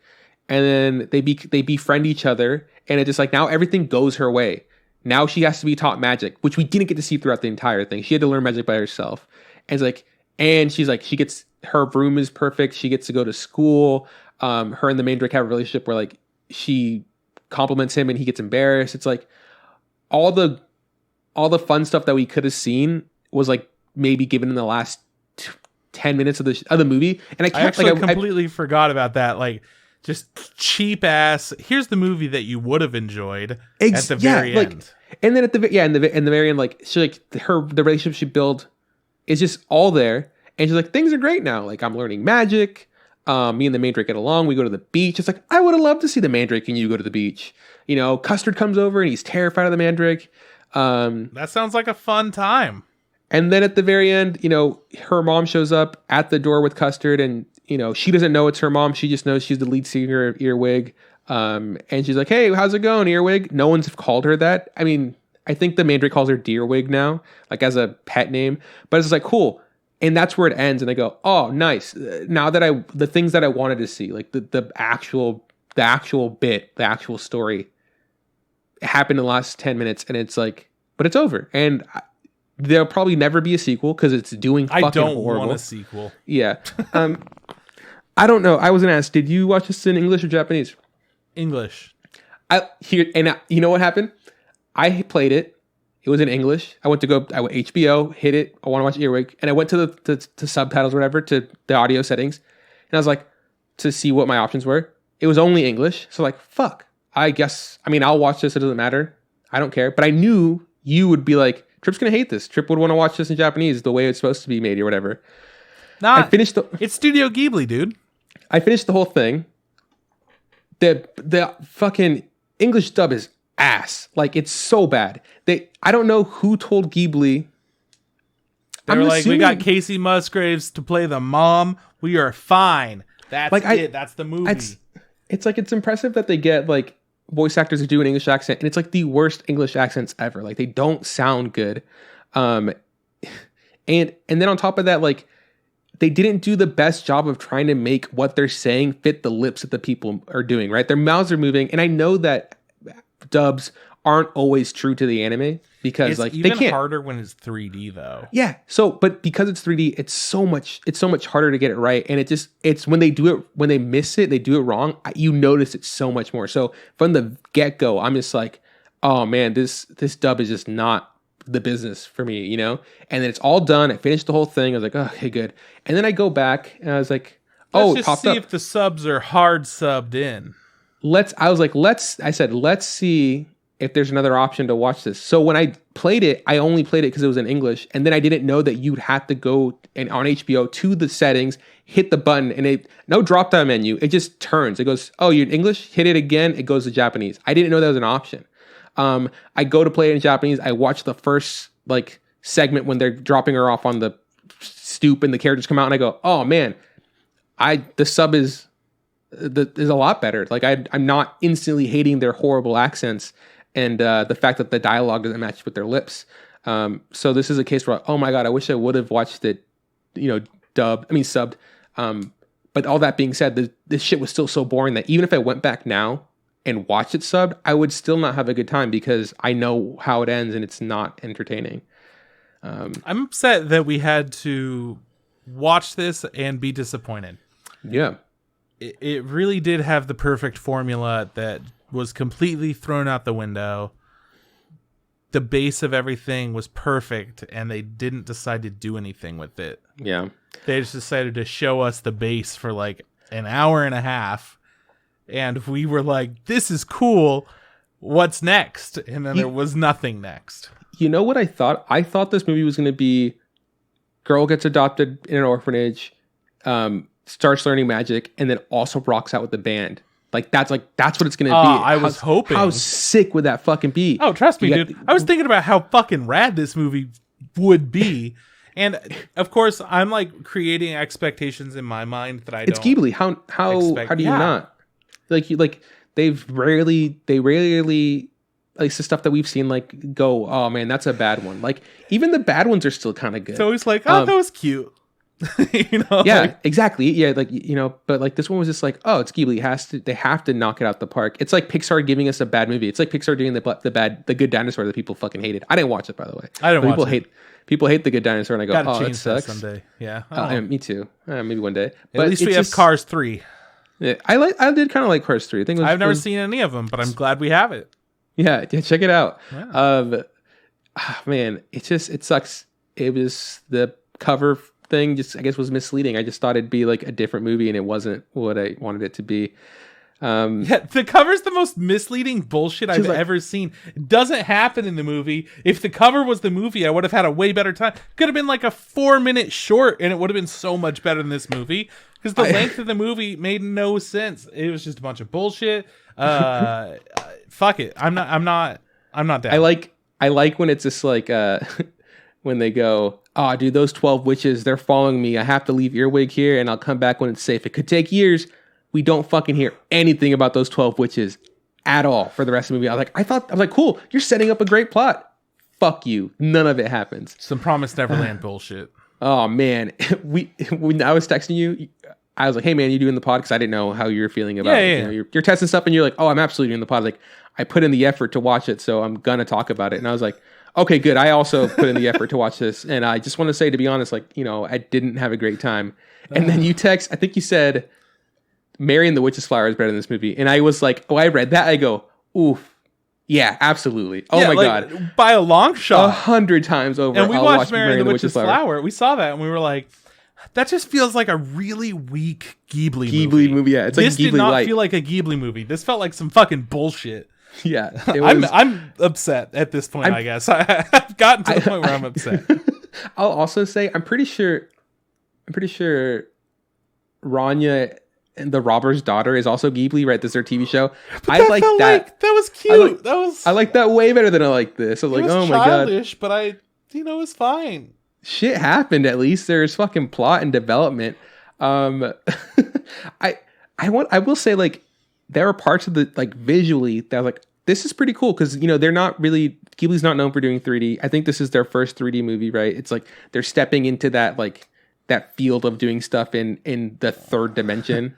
If you're gonna say that, what are we saying about the red turtle? That was also with the association of, like, I know them in a French studio. You know what I'm saying? Like, but what I'm saying is, like, 3D is obviously taking over the industry. I don't know if you heard this, actually. I wanted to mention this to you. The pencils that they use to make animation in 2D have been discontinued. Did you see this? Yeah, I did see that. And the thing is, it will affect some people, but most studios are already moving to digital. Yeah. But I think that's wild though. Like the 2D, it's just like, it's not like the pencils aren't going to be made. They're just only making them in one color, which is red, but people are like, well, I use 4 colors. Like, well, fucking shit out of luck. But it just shows you that really technology. I like that too. I was like, wow, it's wild. I never thought about this. That, like, technology is just like, it's advancing. So it makes sense for Ghibli to step into that, that field of 3D animation. And if this was like, for that particular piece of information, a lot of people are sad about it. And I understand, like, we're not going to get that same kind of quality, that it's just different. hand drawn feels so much different than the everything that's done on the tablet or on a computer or whatever. It just feels so much different, and there's not really a good way to explain why. And you know the thing is, like, I was a huge like proprietor of like, dude, honestly, 2D is better than 3D for a very long time. I still like my anime in 2D more than 3D, but if you see like movies in like on the like here in like made in America or whatever, like on the West or whatever, like fucking Aladdin, shit that was done in 2D or whatever is still great. But now we got bomb ass movies that are in 3D like fucking Coco and Sing. That's not what I meant. Soul is what I meant to say. Like Sing is actually not that bad. But Soul, like those are movies that like are done in 3D and they have so much effort behind it that they're able to make it look amazing. Like every time, like even Toy Story 1's really great. Like it's just improved since then. Like it's gotten so much better. So it's cool that I think that over there they're getting in on like, okay, cool, we're gonna start working in 3D. It's just kind of wild that they just missed it so bad, like just like story alone, because like fuck the way it looked. Like I mean, yeah, it was stiff, but like if you paused it, if there's like a still, I was like, you know what? It looks kind of nice. Like there's like literally things are interesting. Yeah, if you pause it at all, it has a pretty unique, good style. Yeah, I was like, you could tell that there was a lot of effort put into the animation. Mm-hmm. But there's just like there's like this eyes that she does a lot. She like her eyes shrink, her pupils dilate, and her eyes get really big. And I just like, and I go, whoa! In 2D, that probably would have like played off really well. But in 3D, it looks terrifying. Sure, yeah. There's a bit where she also walks in and when she sees the witch has grown a hand or extra arms on her nose and stomach or whatever, and she breaks out in laughter, and her mouth opens up this way and her eyes and stuff fold back behind her head because she's laughing so much. Kind of, I think, like reminiscent of like the way Luffy would laugh if he's like, very animated. Again, in 3D, terrifying. Like it's like it was a mistake, I feel, to try something like that. Like they still obviously don't have their footing when it comes to what 3D animation should look like, because there's wiggle room. Animation, the principles of animation are always the same, whether you're doing it 2D or 3D, but there are just some things you can do in 2D and get away with that you can't do in 3D. And I think they were trying to blur that line and be like, we can still make this work. And it felt like a huge swing and a miss. And this comes from someone who's trying to learn animation in 3D, even though I love it in 2D. 3D is the way everything's going. So there are times where like my teachers who are animators, they will tell me like, yeah, I learned how to 2D animate. Absolutely do it like this when you do 2D. It's like, but in 3D, we can't fucking do that. The limitations of the rig, the just the composition, it's just like, it doesn't make sense. It just looks off to the eyes, especially because of the whole like uncanny valley kind of thing, which is like a huge deal with making fucking 3D things try to look too human. And it becomes almost scary when that happens. So yeah, like visually, it's weird because there are times where I go like, this looks nice. Like even the intro bit where she's getting chased and like she pulls her hair out and like, she's growing through the city. I was like fairly entertained. And then there's just all the other times where animations happen. I go, oh man, I fucking don't care. This doesn't look good. I mean, most of the movie took place within the same house too. Mm-hmm, yeah. So there's also a possibility that there was some like budget constraints or time constraints or something, and they decided, you know what, this is going to take too much time. If we did this setting, we're going to have to remove that and change the story or something. I don't know the full story behind that, the whole situation, how the studio part of things happened. Mm-hmm. But the final product was not fantastic, and everyone needs to spend time watching anything else but this. It absolutely left us wanting a lot more from Studio Ghibli. What do you think about the music? Did you like the rock music they were playing? Yeah. I think I'm on the same page. It's that thing that I've talked about in the past where music will be playing and the characters act like it's like awe-inspiring and super amazing and like, oh my god, like it's blowing their minds. But when I hear the music, it sounds just kind of okay. Like I'm not blown away. But if you were like 6 years old or whatever, I don't know how old this child is. Yeah. It would blow your mind, I might have been a little more into it. But yeah, I don't know. It would have been cool to see the whole it. idea of that is that it was supposed to connect her back to her mom and when she was a baby, so she just naturally loved it because it was already a part of her. Movie didn't really do a good way of showing that. Yeah. It just would have been cool to see a girl learn to be a witch and play with a rock band. That would have been a cool story. Studio Ghibli has done too much witch stuff, and at this point, it's just not worth it, I think. Maybe, but have they had a witch that joins a band? No. Maybe they should do that. Maybe someone will do that, but it's not going to be Ghibli and it's not going to be Goro. Yeah, man, I'm pretty burnt. I don't ever want to see this again. I would recommend it to, I think, literally no one. How many witches has Ghibli had? Or which movies, I guess? There's been Kiki, there's been Ponyo, there's been Spirited Away, there was a shaman in what the fuck's that dark one called that I always forget the name? Princess Mononoke? Yeah, Mononoke, yeah. I'm trying to find it. Okay, here we go. So you said... Okay, Castle in the Sky. Is there a witch in that one? Castle in the Sky could totally have a witch. I can't remember. Okay. I'm sure Grave of the Fireflies doesn't. Totoro doesn't. Kiki does. Only Yesterday. I'd never seen this. I don't know what that is. No, it doesn't. Porco Rosso. It's got a pig that flies. He was cursed by God, I think. Not a witch. Okay. Ocean Waves. Ever heard of that? Ocean Waves? Known as I Can See the Sea in Japan. Came out in 1993. Nope. Okay. Pom Poko. Ever heard of that? That's like mythical shit. Whisper of the Heart. That one has a witch, right? Is that the cat one? No, that's the... No. Whisper of the Heart is the one about the book that's being written. The violinist. That one about that violin? Oh, I love that one. Not a witch in that one, though. Princess Mononoke, we said we had a shaman. My neighbors, the Yamadas. Ever seen that one? Totally could. Never seen it. Yeah, I've never seen that one either. That's interesting. It has got interesting art. Spirit Away, for sure. Cat Returns. Witch? Cats. Cat witches? I don't think so. Howl's Moving Castle. Witches. Is that witch shit? Yeah. Yeah, the huge lady, yeah, that melts. Right. Oh my god, yeah, she melts in the stairs and she turns it. Yeah, okay. Tales from Earth and Sea, never seen it. Saw it. Ponyo. Fuck off, Goro. Yeah, fuck off. Ponyo? Yeah. Witch? Arietta? A witch? How'd she get small? She just was small. They were all small, yeah. Yeah, Ariety and the Borrowers or whatever. Exactly. From Up on Poppy Hill, ever seen that? That's real. That's real. The Wind Rises. That's real. Tales of Princess Kaguya. I think that's also real, right? No. That's got the interesting art style, though, like that old Japanese art style. Yeah, I haven't seen it. When Marnie was there, no witches. Magic stuff, though, right? I mean, a lot of these have magic stuff, yeah. No witches. Earwig and the Witch. I'm going to say yeah, but barely. Yeah. With like a caveat that there weren't enough.